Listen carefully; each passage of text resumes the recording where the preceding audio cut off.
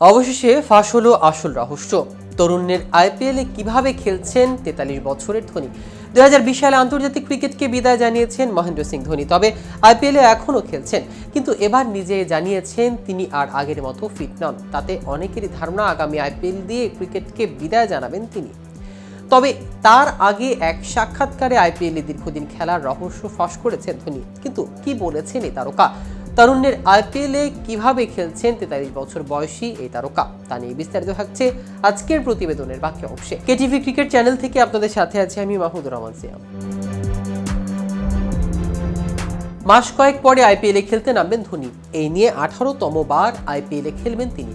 তার আগে এক সাক্ষাৎকারে ধোনি বলেছেন, আমি আগের মতো ফিট নই, তাই যতটুকু ক্রিকেট খেলেছি তার জন্য কি খাচ্ছি তার উপর অনেক পরিশ্রম করতে হয়। তবে এটা ঠিক পেস বোলার নই বলে ওদের মতো কঠোর পরিশ্রম করতে হয় না আমাকে।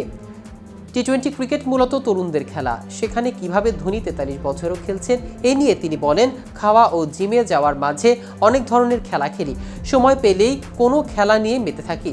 সেটা টেনিস হোক, ফুটবল, ব্যাডমিন্টন, যে কোনো খেলা হতে পারে। এটা আমাকে ফিট থাকতে সাহায্য করে।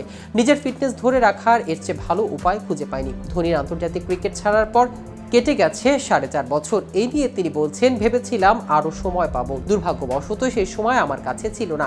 এখন আর দেশের হয়ে খেলা মিস করি না। আমি সব সময় বিশ্বাস করি কোনো সিদ্ধান্ত নেওয়ার আগে সেটা নিয়ে যথেষ্ট ভাবা উচিত। সিদ্ধান্ত নেওয়ার পর আর পুনরায় এর কথা ভেবে লাভ নেই। সৃষ্টিকর্তার আশীর্বাদে দেশের জন্য যা করতে পেরেছি তার জন্য আমি গর্বিত। খেলা ছাড়ার পরেও সময়টা ভালো কাটেনি ধোনির। নিজেই সে কথা জানিয়ে বলেছেন, আমার বেশ মজাই লাগছে। এখন বন্ধুদের সঙ্গে অনেকদিন সময় কাটাতে পারছি। মাঝে মাঝে ছোট ছোট দূরত্বে মোটর বাইক নিয়ে ঘুরি, পরিবারকে সময় দিতে পারছি, এটি অনেক। এদিকে শুভমন গিলকে গুজরাট টাইটান্সের নেতৃত্ব হারাতে চাচ্ছেন। নতুন বছরের প্রথম দিনই তৈরি হলো এক জল্পনা। সমাজ মাধ্যমে গুজরাট কর্তৃপক্ষ ইংরেজি নববর্ষের ইঙ্গিতপূর্ণ বার্তা দিয়েছেন।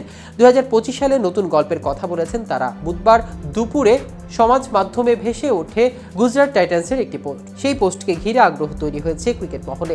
তাতে ব্যবহার করা হয়েছে আফগানিস্তানের অলরাউন্ডার রশিদ খানের ছবি। গুজরাটের জার্সি পরা অবস্থানে পেছনে থেকে তোলা ছবি ব্যবহার করা হয়েছে। গুজরাট কর্তৃপক্ষের পোস্ট থেকে ক্রিকেট প্রেমীদের একাংশ মনে করছেন, নেতৃত্বের দায়িত্ব থেকে শুভমান গিলকে সরিয়ে দিয়ে জায়গা ফাঁকা করা হয়েছে। নতুন অধিনায়ক হবেন রশিদ এবং নেতৃত্ব দিবেন আগামী আইপিএলের নতুন অধ্যায় শুরু করতে যাচ্ছেন গুজরাট টাইটান্স।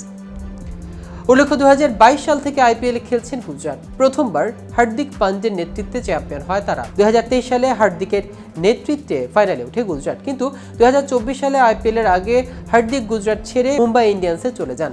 অধিনায়ক করা হয় শুভমানকে। তার নেতৃত্বে গত আইপিএলে গুজরাট পয়েন্টের তালিকা ৮ নম্বরে শেষ করে। তো ভিউয়ার্স, ভিডিওটি সম্পর্কে আপনাদের কোনো মতামত থাকলে আমাদের কমেন্ট করে জানাতে পারেন। সাথে সাথে নিয়মিত ক্রিকেট আপডেট পেতে কেটিভি ক্রিকেটের সাথে থাকুন। ধন্যবাদ।